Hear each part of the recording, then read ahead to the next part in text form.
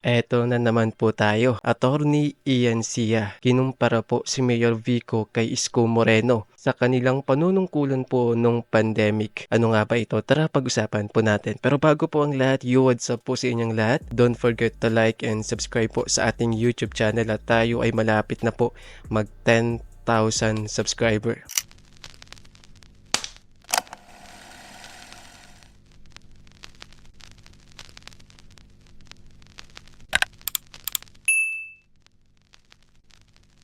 Wala pa po tayong isang buwan nung magsimula po tayo dito pero umabot na po tayo sa 5,000 subscribers. So maraming salamat po sa inyo. So ngayon mga pare, hindi pa po tapos. So ito po yung part 2 ng mga banat po ni Attorney Ian Sia kay Mayor Vico. Kung saan kinumpara niya pa po itong si dating Mayor Isko Moreno sa panunungkulan nga po nila nung pandemic. Okay, ito po, panoorin po natin bago po tayo magsalita. Napasigenyo. Meron po ba tayong karapatan na tanungin ng ating punong lungsod kung paano ginasta ang pera natin? Yes!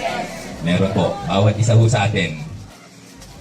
Kapag isa ho ba sa atin ay pumirma sa kanyang Certificate of Candidacy, pinanotaryo niya at isinabmit niya sa mesa ng COMELEC at tinatakan na ho ng COMELEC na tinanggap ang iyong Certificate of Candidacy, ibig po bang sabihin bilang mamamayan, isinusuko na po natin ang karapatan natin na magtanong? Hindi po. Hindi po. Well, to be honest po mga kapareng, karapatan naman po talaga natin lahat na magtanong kung saan napunta yung pera natin. Hindi lang po sa mga lokal, kundi maging sa national. Karapatan po natin na punain ng gobyerno, karapatan po nating magtanong kung saan napunta yung budget natin, yung pera natin. Kasi pera po natin yan, buwis natin yan, di ba? Tayo ang nagpapasahod sa kanila, tayo po ang nagpopondo ng mga proyekto kasi pera nga po natin ang ginagamit nila. Kaya tayo po ang may karapatan. Kaya ito po mga kaparing wala rin po tayong karapatan na magpasalamat sa mga politiko kung sila po ay may mga nagawang proyekto para sa atin. Kasi pera po natin yung ginagamit nila at pera po natin yung pinapasahod natin sa kanila. Wala po tayong karapatan na magpasalamat sa kanila, sabihin po natin. Tayo pang magkakaroon ng utang na loob sa mga politiko. Dapat po sila ang magkaroon ng utang na loob sa atin kasi tayo po ang nagpapasahod sa kanila. Sila po ay tagagawa lamang, pero hindi po pera nilang ginagamit yan, kundi pera po natin. Kaya nakakalungkot lamang po sa mga Pilipino na may utang na loob sa mga politiko dahil daw natulungan sila, may mga ginawang proyekto para sa kanila. Dapat lang, karapatan nilang gawin yun kasi tayo po ang nagpapasahod sa kanila. Sa makatuwid ho, nagtatanong po ako, hindi ho bilang kandidato, kundi May punto po dito si Attorney, to be honest, to be fair po. Karapatan po natin magtanong sa kahit sinong politiko mapa-local man o national kung saan napunta yung pera natin. Tama nga naman po siya ron. bilang kapwa nyo Pasigenyo. At ang tanong ko po ay ito. Bakit po sa 6 na taon na nagdaan, wala po kaming nakitang proyekto dito ho na tumindig sa Pasig? May nakausap po ako, mga middle class po sa Barangay Rosario, mga nakatira po sila sa village. Sabi niya sa akin, Attorney, mali yan sinabi mo. Sabi ko, ano ho ang mali? Willing po akong makinig. Ano ho ang mali sa sinabi ko? Nakikita ko sa Facebook laging may mga inaugurasyon ng mga proyekto Bakit nyo sinasabing wala? So sabi ko, okay ho. Ma'am, pinanood niyo ho bang maigi yung sinasabi niyong inaugurasyon? Oo, nakita niyo ho ba sa likuran, meron hong tarpaulin kung ano hong mga ahensya ang involved? Opo. Nakita niyo ho pa ron yung pong logo ng Department of Public Works and Highway, DPWH. Sabi niya, opo. Ito ang sagot ko sa inyo. Kung nakita niyo ang logo ho ng DPWH, ang ibig kong sabihin, ang ginamit pong pondo para doon sa proyekto na inagurahan, DPWH, hindi ho city government. Sa makatuwid, huwag po kayong maligaw. Iba ho ang pondo ng DPWH at iba po ang pondo ng ating lungsod. Sumagot na naman po sila. Bakit ba hinahanapan ng project? Hindi ba alam ni attorney na nagkaroon po ng pandemic? At syempre, alam unahin namin ng mga building, kalsada at tulay, kailangan unahin ang pangangailangan ng tao. Nagbigay ng ayuda, pera at pagkain. Tama naman po yun. Di ho ba? Di ho natin yun itinatanggi. So sa makatuwid ho, kaya ho napaka-importante na nagkakaroon ho ng public debate Dahil kung sila lang ho ang napakinggan at yun ho ang katwiran, ang nakarating po sa akin, yung mga taong nakaupo at nakikinig, ang sinabi sa katabi, oo nga naman, nagka-pandemic, dapat unahin nga ang tao. Intindihan po natin, pero kung meron pong debate, ito po ang sagot. So, ang katwiran po ninyo, kung bakit sa nagdaang 6 na taon, walang tumindig na bagong eskwelahan, kalsada, tulay o ospital sa Pasig dahil nag-pandemic. Inunan nyo ang ayuda. Okay. Testingin po natin kung totoo po yun. Di ba? Yun po yung claim. Yun po bang pandemic? Saan po ba yan nangyari? Sa Pasig lang po ba yan? Hindi lang po Pilipinas. Buong mundo. Pandemic nga po eh. Ang huling nangyari yan sa kasaysayan ng mundo noong pong mga 1900s. Spanish flu. Yung virus na yan, nag-mutate yan each time. Pag nag-mutate ho yan, significant enough, then nagkakaroon ho ng pandemic dahil yung immune system ng tao hindi na makilala yung virus, hindi niya na kayang sugpuin. Yun po ang pandemic. Every 100 years, at inaamin ko ho, isang siglo dumaan, talagang wala pong nakapaghanda. Pero, hindi lang Pasig po ang dumanas niyan. Luminga po tayo sa kapitbahay natin sa Maynila. At tama pong gamitin, halimbawa ang Maynila, para ho testingin kung tama ho yung katwiran na inihain po sa atin. Bakit ho?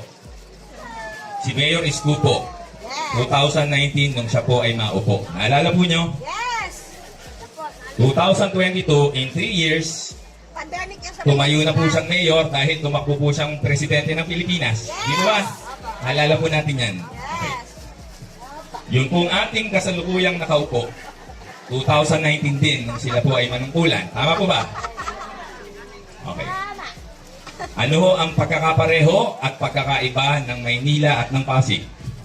Ang Maynila po, ang populasyon po niyan ay halos 2 milyon.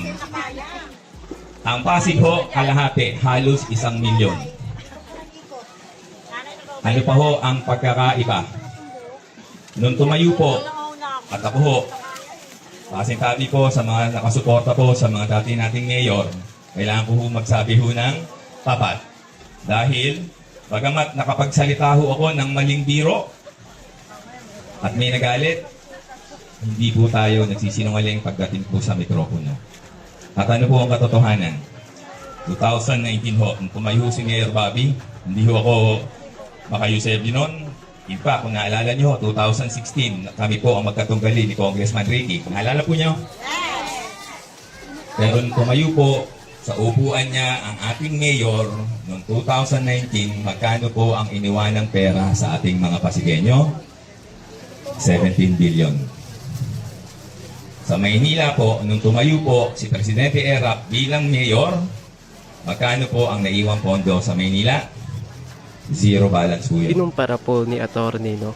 Si Mayor Nagbigay Vico po ba ng kay Isko ayuda sa Moreno mga Manileño nung nung pandemic. nakaupo? So sabi niya, okay, Mayor Isko naiintindihan at natin. Diba, pandemic? nagbigay ng Opo. mga ayuda, Cash, tulong cash, sa mga Pasigueño, pagkain. kaya walang proyekto. Pero eto, bakit daw po 2 ang million lungsod po ng ang tao, Maynila mas ay marami pong nakapagpatayo daw natulungan. po ng pabahay at isang Within ospital the same sa year, kabila 3-year ng period, pandemya rin naman bukod po, sa iba po ayuda, ang Pilipinas sinabi, to kasi ang pandemya. walang project Bakit daw kahit ang Maynila yung ayuda nagawa? Pero sa ang Maynila Pasig ay po. hindi. Eto po yun, sagot At po ito dyan ang mga tanong ko, kapatid. kaya Hindi kung po sila tama hinahamon sa na debate, ikumpara natin sa Maynila, ang pamumuno ni 2 Mayor million ang Vico tinulungan Isko ng Moreno ayuda. sa Maynila. Within the same Magkaiba year, po 3-year sila. At period, magkaiba nagtayo po sila ng ng hindi isa, estilo. Bakit hindi kamo? dalawa, Kasi hindi ito po tatlo, yun. Si Isko 6 Moreno na po ay nagbenta ng condominium. mga ari-arian ng Binigyan lungsod po ng ni Maynila Mayor para Isko ng masuportahan o tahanan para ng mga mapondohan yung walang mga sariling proyekto. tahanan. Para dagdag tulong din daw po sa Sa mga loob tao ng 3 ng Maynila taon. nung pandemya. Ano yung At ari-arian bago na natapos binenta? ang Binenta kanyang po panunungkulan, ni Isko Moreno itinayo yung pa po Divisoria Public ang Market ospital sa ng halagang 1.4 Maynila. billion peso. Ito In po the ay same binenta sa 3-year isang period korporasyon. during At the ang time pera po na na galing sa meron pagbebenta pong po ng pandemic. Divisoria Public Ipaliwanag Market ko po ay yan sa ginamit publiko. sa pagpapatayo ng pabahay na Ubus ang Paseco pondo natin Community. sa Kinailangan po pang-anim na magbenta taon, ng pati ari-arian iniwanan pera para ni sa Mayor pagpapatayo Bobby. po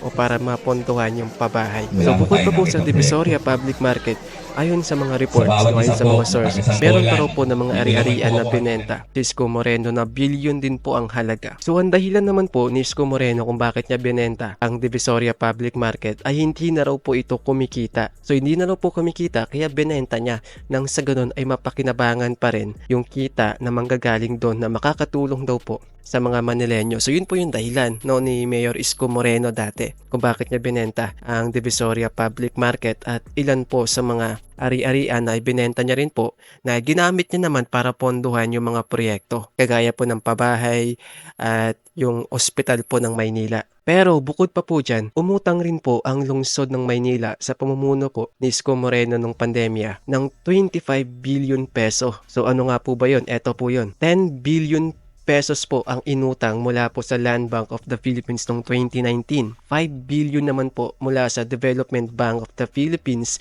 noong Enero 2020. At 10 billion pesos po ulit mula naman po sa Development Bank of the Philippines ulit noong Mayo 2021. So sa kabuuan po ay may utang ang Maynila na 25 billion pesos na hanggang sa ngayon ay patuloy pa rin po itong binabayaran galing po sa buwis ng mga tao ng Maynila. At ayon po sa pagtataya ay aabutin pa ng 20 years para mabayaran ang utang po ng lungsod. Maraming taon pa ang aabutin para mabayaran ang utang ng lungsod ng Maynila. At sino po magbabayad ng utang?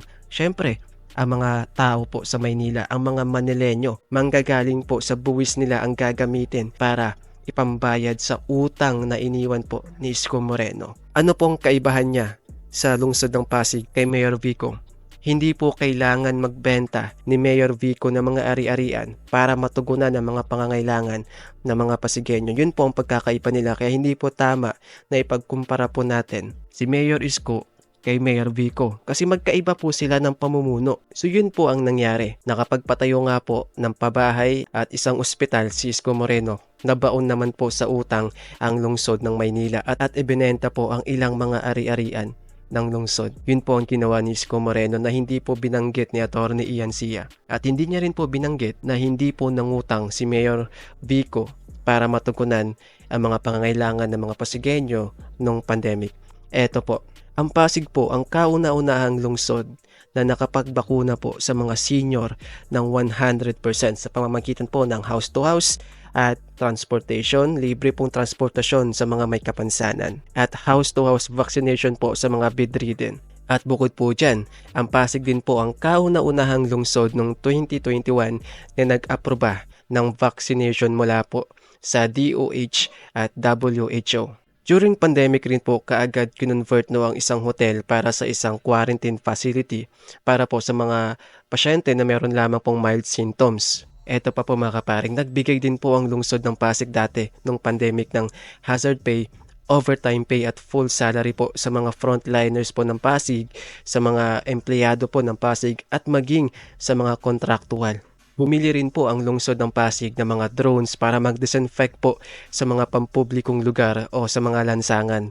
At bukod po dyan mga kaparang, syempre napaka-importante at napakahalaga po ng serbisyo ng ating mga frontliners. Nung pandemic po kasi lockdown, so walang mga tricycle, walang masasakyan ng ating mga frontliners para makapunta sila sa mga ospital para tugunan yung mga pangangailangan. Ito po yung ginawa ng Pasig. Dahil nag-deploy po ang lungsod ng Pasig ng Egypt para sa lahat po ng mga frontliners para meron po silang service pauwi at papasok po ng kanilang mga trabaho. At eto pa po mga kaparing, during pandemic rin po, nag-deploy ang lungsod ng Pasig ng mobile palengke. Dito po ay saklaw na po dito lahat ng mga bilihin.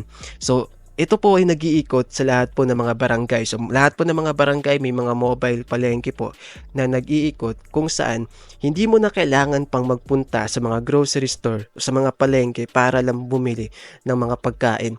Dahil ang mobile palengke na po mismo ang pupunta sa lugar mo, no? At ikaw na mismo, lalabas ka na lang tapos bibili ka. So yun po ang nangyari dito sa Pasig nung pandemic, nung nag-deploy po ng mobile palengke. At naalala ko dati, di po ganun kataas yung mga presyo na andun sa mobile palengke kasi nga po ito ay provided po galing po sa LGU ng pandemic. Kaya lahat po ng mga pangangailangan is mabibili mo na po dun sa murang halaga. So ito pa po mga kaparing, bukod po sa mga ayudang natatanggap galing po sa national government. So, hindi naman po lahat nakakatanggap Kaya ang local government po ng Pasig ang nagbibigay ng ayuda po sa mga Pasigueño. So nagbigay po sila ng 3,000 cash